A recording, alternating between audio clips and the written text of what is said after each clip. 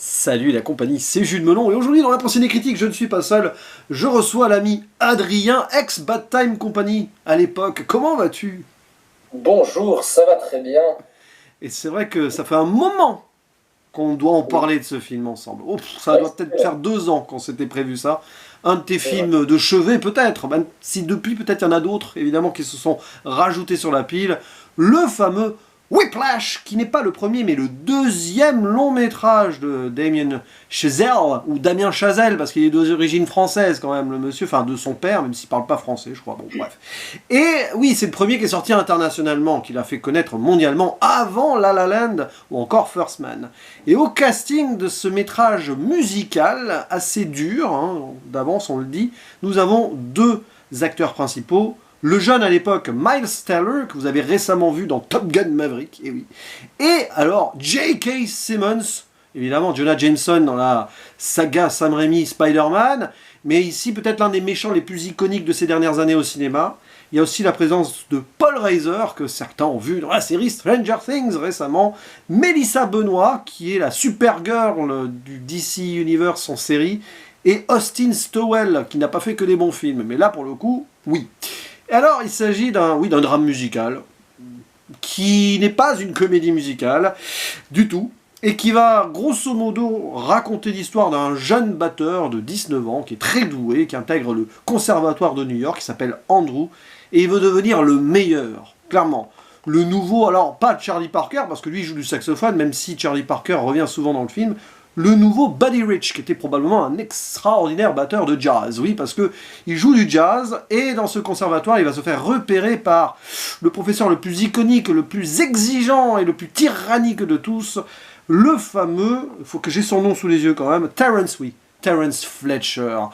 Rien que dans son nom, ça fait vibrer, ça fait frissonner. Et forcément, les deux vont avoir une relation prof-élève très compliquée, entre espoir et violence, qu'elle soit psychologique et physique, et forcément les deux vont se livrer une sorte de duel pendant tout le métrage, qui risque d'aboutir, on ne le dit pas pour celles et ceux qui n'ont pas encore vu le film. Par contre, ce que tu vas nous dire, mon cher Adrien, c'est à quel point tu apprécies ce Whiplash, et pourquoi, bien évidemment. Pourquoi surtout déjà parce que depuis toujours, une de mes catégories préférées au niveau du cinéma, un de mes registres préférés, c'est le thriller anxiogène. Oui. Celui-là, on a une sacrée partition, il faut dire, surtout que je ne m'y attendais pas quand j'ai vu le film pour la première fois. J'étais très peu branché film sur la musique, même si j'ai toujours adoré l'importance de la musique au cinéma et ce qu'elle pouvait permettre de raconter. Mais je m'attendais à tout sauf à me manger dans la tronche un thriller anxiogène. Et celui-là, on a été un de mes gros coups. Je pense il doit être dans mon top 3 avec aussi le Mother de Aronofsky. Et donc pourquoi ce film-là principalement m'intéresse? Parce que il utilise en fait justement la musique de manière physique. Oui. Là c'est un peu une porte ouverte que j'enfonce, sachant que c'est vraiment la première chose qu'a dit Chazelle à propos du film. C'est vraiment d'utiliser en fait la physicalité de la batterie, de l'outil en lui-même qu'il filme à maintes reprises, surtout dans sa scène finale pardon, que je ne vais pas raconter. Bon. Surtout en fait cette espèce de parallèle qu'il fait du coup pour vraiment ancrer sa tension dedans, c'est ce parallèle entre l'instrument et celui qui maîtrise cet instrument, avec un jeu sur les longues focales, et donc c'est vraiment même plus le gros plan, c'est le très gros plan là où on ne les attend pas. Et il fait tout un jeu de parallèle très bien confirmé par un montage qu'on appelle montage des attractions ou des correspondances, je sais plus. Et donc vraiment tout ce jeu en fait de physicalité m'intéresse grandement, notamment lorsqu'il filme la transpiration, ce plan extraordinaire, à un moment où on voit lui qui transpire et la batterie qui transpire en même temps. Donc tout ce jeu en fait de physique extrêmement organique, voilà ce qui m'intéresse précisément dedans. Et pour être un peu plus prosaïque, c'est une maîtrise de la tension qui est une des plus belles que j'ai pu voir au cours de ces 10 dernières années. Ah oui, Voilà. clairement. Et c'est vrai que là, je l'ai revu pour la première fois depuis ma découverte à l'époque, et pour cause, il m'avait fait un effet assez fort, et j'ai eu peine à le revoir, parce que c'est le genre de film que tu peux aimer beaucoup, et que tu peux avoir du mal à revoir pour pas mal de raisons, pas parce que tu t'ennuyais, au contraire, du coup. Et là, en le revoyant, le ressenti palpable de chaque émotion, de chaque souffrance, tant et si bien que tu te demandes si les acteurs n'ont pas aussi souffert pendant le tournage, et la réponse est oui, parce que Miles Teller, il s'est fait vraiment mal, il s'est fait violence. Alors il jouait de la batterie avant, mais il a dû encore plus prendre de cours, et sur les moments, les séquences, c'était assez dur. D'autant plus qu'il faut savoir deux choses, c'est que c'est presque une forme d'autobiographie de la part de Damien Chazelle, enfin une sorte d'autobiographie parallèle, parce qu'il voulait être batteur célèbre, et ça n'a pas réussi. Et là, on peut imaginer justement le parcours qu'il aurait pu avoir s'il avait voulu, enfin s'il avait pu aller au bout pour réussir ou pas, parce qu'on ne déclare pas encore ici comment le film se conclut. Mais Damien Chazelle a voulu, je pense, remettre une sorte de traumatisme ici. Et en plus, le tout a été tourné en moins de 3 semaines, ce qui a forcément rendu le film encore plus rythmique, encore plus violent en soi, parce que ça a été fait dans une forme d'urgence. Je pense que ça a été voulu. Je ne sais pas si c'est une question de budget, parce que forcément, ils n'avaient pas forcément énormément d'argent, mais le fait de resserrer le timing de tournage, est-ce que tu penses, toi qui es, je le précise ici, toi-même aspirant cinéaste, et tu vas nous sortir ton premier long métrage bientôt d'ailleurs, donc voilà, est-ce que tu penses que ça a été potentiellement un choix volontaire de réduire les journées de tournage, selon toi? C'est une bonne question. J'avoue, j'ignore si c'est une technique que des cinéastes utilisent. J'avoue que je serais étonné d'une telle audace, vu que c'est quand même généralement très contre-productif. Moi, j'aurais surtout tendance à prôner le fait qu'à la base, lui, il voulait vraiment son premier choix de film. Enfin, le premier film qu'il voulait vraiment faire, c'était La La Land, qu'il avait écrit étant plus jeune. Donc, je sais que ce film-là, il avait vraiment tourné dans le but, en fait, de dire voilà ce que je suis capable de faire, faites-moi confiance, afin de tourner son film vraiment son film fétiche, quoi, qui venait des tripes. Et sans doute aussi, c'est un truc que j'ai capté assez récemment, c'est sans doute aussi qu'il voulait le faire passer peut-être dans quand même pas mal de festivals, ce qu'il a réussi à faire. Et faut savoir que les festivals, en fait, si on veut pas attendre 3 plombes avant d'envoyer le film, on a un délai qui est assez limité pour beaucoup de festivals. Donc à mon avis, je pense qu'il a dû faire son film un petit peu dans cette urgence pour pouvoir l'envoyer au plus de festivals possible. S'il voulait atteindre une visibilité assez rapide, quoi. Donc sur le Pelican, je crois qu'il l'a envoyé à la quinzaine.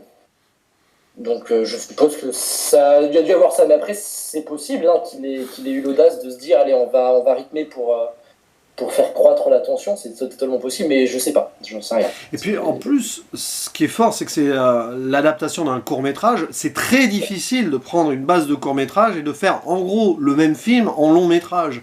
Et pourtant, il y a une forme de fluidité. On pourrait, si on regarde le scénario comme ça, brut, en lisant, hop, en résumé, on pourrait croire que ça serait redondant pendant 1h45 de voir une relation prof-élève, voilà, il le harcèle pour qu'il aille au bout, etc., pour qu'il devienne le futur Charlie Parker, parce que l'idée du prof, c'est ça, c'est qu'il veut révéler en cet élève le génie que Charlie Parker a eu, parce qu'il pense que c'est que comme ça, dans l'exigence absolue, que quelqu'un peut se révéler totalement. Mais on voit aussi comment il l'humilie, etc. On pourrait imaginer, oh là, ça va être long, lourd, etc. Mais non, pas du tout. Le film passe hyper rapidement, et même, il y a un crescendo de souffrance et de désespoir. Il est totalement désabusé, hein, Andrew, à un moment. Alors que pourtant, on a cette construction comme quoi il met tout le reste de sa vie de côté. À un moment, il a une petite amie qui est jouée par Mélissa Benoît. Donc, voilà, il pourrait vivre comme tous les autres jeunes. Mais non, il la rejette pour être à fond. Et même avec son père... ils sont pas dans le même univers. On voit que, d'ailleurs, Andrew, je sais pas si tu as ressenti ça, mais plus on avance dans le film, plus il se la pète. Même avec sa famille, mais à un moment, il est au repas et tout, il y a des gens de sa famille qui sont plus dans le football américain, et lui, il est là, oui, bah, écoutez, on n'est pas du même monde, quoi. C'est limite Bordeaux-Chanel avec la rillette, quoi. C'est terrible, parce qu'on voit ici une descente aux enfers pour arriver au top. Oui, bien sûr. Et oui, c'est une des autres raisons qui font que j'admire particulièrement ce film. C'est vraiment son discours sur l'ambition est particulièrement véridique. D'ailleurs, c'est ce qui fait que le film en général, lorsque le film a quasiment plu à l'unanimité, mais en fait, à chaque fois que j'ai entendu une critique négative sur le film, c'était sur la question de la moralité. Ah bah oui. Enfin, de la morale, quoi. Et en fait, je pense que c'est justement ce qui en fait sa force particulièrement, ce qui en fait la véracité de son propos, c'est qu'on ait cette impression d'immoral, parce que ce qu'il dit est totalement vrai. Parce que son discours sur l'ambition, sur la jeunesse, sur l'ambition, tout simplement, d'ailleurs, qui régit d'ailleurs les 3 films, enfin les 4 de Chazelle, si je me souviens bien, je crois que c'est la même chose aussi, voilà, du coup, dans son premier, là, qui est dispo sur YouTube. Et ce qui est assez génial, c'est vraiment, c'est qu'il n'a pas peur, en fait, d'aller dans cette question de dire que, oui, l'exigence est requise si on veut atteindre ce qu'on appelle la grandeur. Et ce qui est d'autant plus dur, c'est dans notre réussite, de savoir réussir également personnellement et de ne pas devenir un immense connard, de réussir à rester courtois, humble, et de ne pas tomber dans une certaine forme d'élitisme méprisante. Alors en soi, l'élitisme, c'est un vaste sujet qui a une grande connotation négative, pas forcément à raison, mais pas forcément à tort non plus. Et d'ailleurs, ce qui est vraiment génial en fait dans ce film, c'est que s'il réussit, c'est pas contrairement à ce que beaucoup disent en mode le film prône le fait qu'il faut être super ignoble et qu'il faut faire passer le professionnalisme avant l'humain. C'est pas ce que prône le film, parce qu'en fait ce qu'il montre le film avant tout, c'est que ce que peut parvenir à faire ce jeune, il y parvient avant tout. Le message, c'est apprenez à dire fuck en fait à vos encadrants, à vos enseignants. Apprenez au bout d'un moment à vous prendre en main et à penser par vous-même, à agir par vous-même. Et c'est ce qui est super beau en fait dans ce film, c'est vraiment génial. Puis t'as toute cette ambiguïté morale sur laquelle on reviendra dans la zone spoiler, parce que le message n'est pas si évident que cela, il peut y avoir plusieurs interprétations, et je pense que c'est aussi dur. Chazelle, il l'a fait exprès, son passé, voilà, il s'est considéré lui-même, peut-être à tort, comme musicien raté parce qu'il n'a pas pu aller au bout, et ici se venge, entre guillemets, à travers le cinéma, et il a cette exigence-là, il réussit une œuvre exigeante, mais à la fois maîtrisée. Et ce qui est intéressant, c'est le jazz, le choix du jazz, qui est quand même, il y a cette ambiguïté dans cette musique aussi, qui à la base est un courant très libre, un peu rebelle. Quand le jazz a été créé, beaucoup de gens étaient là, on dit, oh, le jazz, c'est les jeunes de l'époque, voilà, qui voulaient un petit peu se rebeller contre la société, mais en même temps une musique très technique, très, on va dire quelque part un peu élitiste aussi, qui a des codes précis et qui se permet des moments d'improvisation de fou et de liberté. C'est un peu le paradoxe de ce style-là. Et dans le film, on a ça. Le côté, il faut être à la fois vraiment carré et tout, mais aussi cette possibilité de dire, comme tu me dis, fuck aux conventions à travers la musique. Sans en dire plus, à un moment, on a une scène d'improvisation, elle est là pour ça aussi. Elle est là pour dire, oui, alors, certes, il y a des règles à suivre, etc. Je dois être dans le bon tempo, ni trop rapide, ni trop lent, parce que le prof, à un moment, il l'emmerde avec ça, on voit qu'il prend un malin plaisir à lui faire perdre les pédales, mais à un moment, voilà, il va prendre le dessus comme ça. Pour un final, et là on y reviendra encore, beaucoup plus subtil peut-être. Mais bon, ça, je pense qu'on rebondit sur la zone spoiler dans très peu de temps. Ouais. Autre chose avant, le côté qui rend le film encore plus fou, selon moi, alors ça c'est les hasards des tournages, des fois les films de légende se construisent comme cela.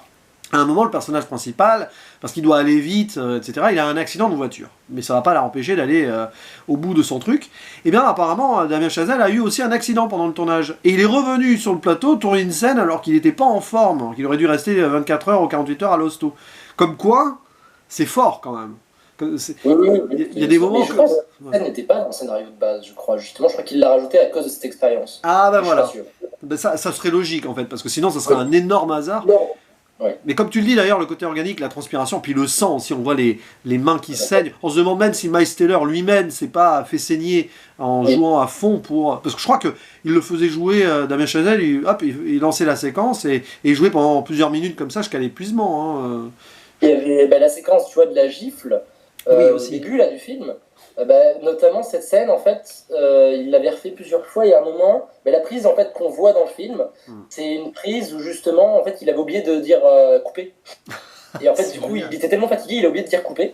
Et au bout d'un moment, il lui a foutu une vraie gifle, J.K. Simon. Ah ouais, le fameux J.K. Et du coup, c'est là qu'ils ont regardé, évidemment. Mais il continuait comme ça, à lui foutre des gifles, parce qu'il avait oublié de dire couper tellement il était claqué. On reviendra sur Enoch Z dans la zone spoiler où ils se sont fait vraiment mal aussi. Mais c'est ça, le film il va tellement au bout, le sujet est tellement jusqu'au boutiste, etc. que forcément à un moment les acteurs étant tellement à fond, le réalisateur derrière, donc la direction d'acteur à mon avis elle était impec, et bien c'est allé au bout et ils ont donné de leur personne. Bon, une fois le tournage fini, tu dois être exténué, pas bien, etc. Mais quand tu vois ça, le résultat final, tu te dis voilà ce qu'on a donné, quoi. C'est ça aussi la magie du cinéma, c'est que, bon, évidemment, nous on est là, on regarde, tout paraît faux, tout est factice sur le papier. Mais quand même, on a des gens qui vivent des trucs sur le tournage. Et toi, tu es bien placé pour en parler, parce que toute l'émotion et la sueur que tu mets derrière...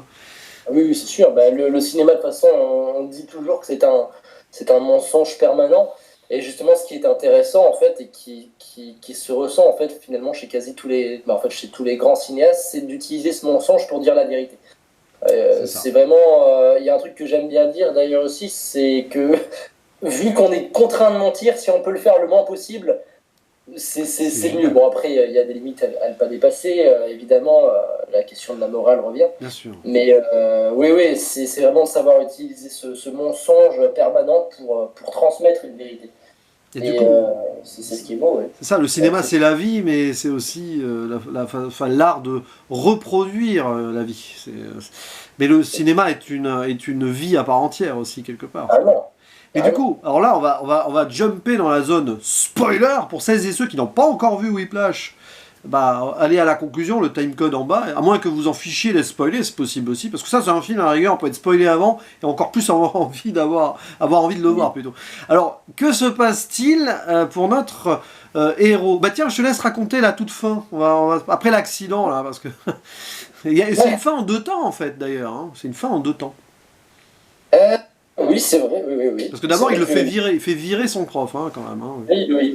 Il aurait pu d'ailleurs arrêter son film sur le plan où spoiler, il est dans un McDo après avoir quitté l'école. Il aurait pu arrêter là-dessus et ça aurait été un autre propos totalement. Ouais. Mais non, ce n'est pas finalement en fait ce qui fait la beauté du film, c'est vraiment qu'il va plus loin. Et sans mentir d'ailleurs, parce que finalement, s'il arrive à cette deuxième fin, c'est parce qu'il a eu cette chance de re-rencontrer son prof de manière totalement fortuite. Donc là, il ment pas, hein. Il est dans une vérité, celle que, au final, s'il a réussi à atteindre cette fin que bien d'autres n'auraient sans doute pas réussi à atteindre, c'est pour 2 raisons. C'est que oui, il a du talent, et que 2, il a eu la chance de re-rencontrer son prof, et il a eu la chance que son prof veuille se venger. C'est ça, c'est une double vengeance à la fin d'ailleurs, parce que t'as... Bon, la première fin, enfin, si on veut, on va dire ça comme ça, il va faire virer son prof parce que, harcèlement, en plus il y a un autre élève qui s'est suicidé à cause de lui, grosso modo, c'est sous-entendu comme ça. Puis Andrew, il lâche tout, mais il pète un plomb, il le frappe. Il frappe son prof. D'ailleurs, la scène où ils se battent, justement, c'est là où je crois que J.K. Simmons a eu 2-3 codes cassés. Mais ça va jusqu'au bout, hein, la rage, quoi. Et donc, il arrive à le faire virer, quand même, parce que, par rapport à tout ça, bon, évidemment, les rêves d'Andrew sont terminés. On voit qu'il passe une phase de dépression en mode time-lapse, il fait rien, c'est triste. Et puis après, oui, il le revoit dans un bar, et il discute presque normalement, et son prof, qui n'est plus son prof, c'est peut-être ça, d'ailleurs, qui change tout, c'est plus son professeur. Il discute et il dit, allez, je te donne une chance, je te prends comme batteur de mon groupe. Et là, Andrew, il se dit, tiens, et là, on pense que, les deux, peut-être, préparent leur vengeance simultanée, non? En fait, c'est ça qui est terrible. Je sais pas si Andrew, à ce moment-là, prépare une vengeance particulièrement. Je pense que, je ne sais pas, en tout cas, le film semble montrer que ta vengeance se fait de manière fortuite. En fait, sa vengeance vient, encore une fois, d'ailleurs, techniquement, de J.K. Simmons. Tout simplement parce qu'il lui a vraiment mis dans la tête cette histoire de Buddy Rich. Comment est-ce qu'il est devenu Parker. Buddy Rich. C'est la même personne? Non, non, parce que Buddy Rich, c'est le batteur qu'il aimerait devenir, mais du coup, il prend l'exemple de Charlie Parker en mode le génie, quoi, là, le génie absolu. Mais c'est vrai que cette fin, donc là, on parle de la toute fin. Évidemment, donc son ancien prof, il va risquer quand même d'être la risée avec son groupe du public en jouant un premier morceau, ou deuxième, je sais plus, que donc Andrew ne connaît pas, il n'y a pas la partition, donc il fait n'importe quoi. Et c'est horrible, parce que, évidemment, tout le groupe est en plus pénalisé, mais t'as Terence, donc le chef d'orchestre, c'est plus le prof maintenant, c'est le grand Manitou à la baguette. Il prend un malin plaisir à voir tout le band complètement s'effondrer parce que le batteur fait n'importe quoi. C'est une vengeance qui est très cruelle pour tout le monde, y compris pour le public d'ailleurs. Et alors, c'est là qu'après, alors il s'en va, Andrew, il pète un plomb. D'ailleurs, il va voir son père qui est là. Le père, il est perpétuellement absent. Et à la fin, le père, il devient le spectateur que nous sommes. Et Andrew revient, et qu'est-ce qu'il va faire? C'est là où il va faire une vengeance fortuite, comme tu dis. Ouais. En improvisant sa vengeance, en faisant une improvisation. Et oui, c'est génial. Et qui va ramener au morceau Caravane final. Et alors là, on se pose la question. On est là sur le film, on se dit, qu'est-ce qu'il va faire, Terence? Il va lui sauter dessus, il va le frapper, en écho à une scène d'avant. Il essaye, il l'insulte à un moment. C'est vrai. Et alors là arrive la toute fin, qui questionne la moralité. Les deux se regardent d'ailleurs, magnifique la réalisation à ce moment-là, parce que Andrew qui était regardé de haut par la caméra, en plongée, c'est l'inverse. Contre-plongée, et c'est lui qui regarde de haut, Terence. Ouais. Il prend le dessus, ça c'est, voilà. Et alors là, les deux se sourient et se comprennent. Qu'est-ce que ça veut dire, ça? Ça veut dire qu'il faut être prêt à tout et comprendre, on ne peut comprendre que quand on va au bout. Ou est-ce qu'il questionne la moralité à la fin en disant, vous voyez, ce milieu moi, Damien Chazelle, qui m'a un petit peu laissé de côté, c'est une bonne question, ça. Je pense qu'il laisse une ouverture. Quelle est ton interprétation sur cette toute fin? Eh bien, en fait, on a beaucoup de gens qui ont analysé le film, ont tous remarqué le même plan. Et c'est un plan qui m'avait frappé aussi dès le début. Je sais pas si tu te souviens, précisément, à un moment, il est tellement à fond dans sa batterie qu'il pète une des cymbales. Ah oui. Et là, que fait Terence Fletcher? C'est le plan parfait, et en fait c'est ce plan qui nous dit tout. Si on regarde bien, c'est ce plan qui nous dit tout. C'est que précisément, à ce moment-là, Fletcher pourrait laisser dans sa mère, mais non, il remet la cymbale en place. C'est génial. Et qu'est-ce qu'il lui dit du coup en faisant ça? Il lui dit, non, en fait c'est bon, c'est très bien, tu m'as désobéi, et c'est le moment où j'approuve ta désobéissance. En fait, c'est le moment où il approuve sa désobéissance, parce qu'il voit que c'est lorsqu'il lui dit va te faire foutre, parce qu'il lui dit va te faire foutre, si on regarde bien, c'est là le moment où il lui fait va te faire foutre, enfin, il fait fuck off. Fuck off. Et c'est vraiment ce moment où il lui dit j'approuve que tu m'aies dit va te faire foutre, parce que c'est à ce moment-là que tu m'as dépassé. Que tu es devenu en fait celui qui réussit, et du coup il réussit pas que grâce à lui, parce que du coup au final, le film aurait été faux s'il disait oui, il réussit grâce à Fletcher parce qu'il est exigeant, parce que voilà. Non, si lui il a réussi, c'est parce que justement il fait ce que l'autre disait à propos de Charlie Parker, d'un nouveau Charlie Parker. Il dit le nouveau Charlie Parker ne se serait jamais découragé. Et au final, il s'est un peu découragé parce qu'il est humain, mais il reprend, quand on lui en redonne l'opportunité, le courage revient directement. Et en fait, c'est grâce à cette détermination, à cet opportunisme, à cette manière de savoir se dire, ok, là c'est ma chance, je dois la saisir. C'est là d'ailleurs qu'on passe dans la fiction, parce qu'en vrai, si on est honnête, beaucoup de gens, en quittant la scène sous les moqueries, auraient fait comme l'histoire vraie de Charlie Parker, ils se seraient juste barrés. Mais là, on passe dans cette fiction parce que Chazelle a besoin de transmettre ce message. Vous lui dites, non, n'abandonnez pas, revenez et faites votre va de faire foot comme on vous l'a fait. Et c'est ça qui est assez génial, quoi, à ce moment-là. C'est ça, croire en ses rêves en disant fuck aux conventions, c'est ça à la fin. Et c'est ce qu'attendait paradoxalement son prof. Peut-être qu'il espérait cela, il était obligé. Et là, on a forcément le parallèle avec le père là, qui est absent la plupart du film. Mais en fait, la figure paternelle dans le film, pour Andrew, c'est Terence Fletcher. C'est le père tyrannique, évidemment. Et à la fin, il voit son fils ado se rebeller et il lui dit ok, vole de tes propres ailes. Et c'est quand même, c'est là où on peut se poser la question, surtout le personnage de Terence qui est compliqué à ce niveau-là, c'est est-ce qu'il a fait exprès d'arriver au bout pour espérer avoir le génie ultime en prenant tous les risques lui-même de se faire virer ou de le voir se suicider s'il n'y arrive pas? C'est ou la mort ou le génie absolu. Est-ce qu'il a pris tous ces risques au bout, etc., en espérant de trouver le one of a kind, comme on dit en anglais, l'unique? Et donc à la fin, il se dit j'ai réussi. J'ai fait ce que je fallais, j'ai fait mon propre sacrifice en faisant cela pendant des années, et même en sacrifiant d'autres élèves qui sont soit partis, soit se sont suicidés, et il a enfin trouvé son génie. Mais alors, à quel prix, hein, quand même? À quel prix? Mais en fait, du coup, ce qui est vraiment beau, c'est vraiment ce truc, en fait, ce qui est vraiment beau, c'est qu'il se dit, j'ai réussi, mais au moment où je m'y attendais pas. C'est ça. En fait, là où son véritable objectif aboutit, c'est le moment où il ne s'y attendait pas. C'est au moment où, en fait, il a arrêté de faire ce qu'il faisait de manière forcée. En fait, c'est vraiment, constamment, en fait, il échoue parce il veut forcer le génie, il veut forcer le génie. Sauf qu'en fait, le vrai génie, il arrive au moment où tu t'y attends pas, en fait. C'est celui qui saura te dire, va te faire foutre. C'est ça. Mais du coup, voilà, c'est quelque chose à ne pas forcer. Il lui dit assez bien, d'ailleurs, il lui dit, il n'y a pas une limite. On ne peut pas faire ça avec tout le monde. C'est pas un truc qui est universel. Ouais, Et avec lui, ça a fonctionné parce que c'était lui. C'est tout. C'est vrai qu'il s'en prenait, prenait vraiment souvent à lui. Bon, après, on voit aussi humilier d'autres élèves et tout, mais c'est moins forcé, quoi.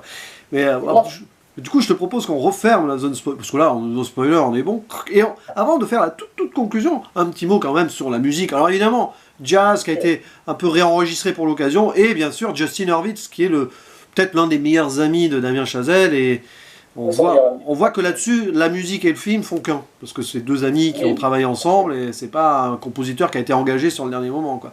Évidemment, vous enlevez la musique du film, au-delà même des scènes de jazz, en soi. Hein, c'est un film qui filme la musique. Hein, c'est là qu'on voit quand même le réalisateur qui vient de la musique, c'est bien ça.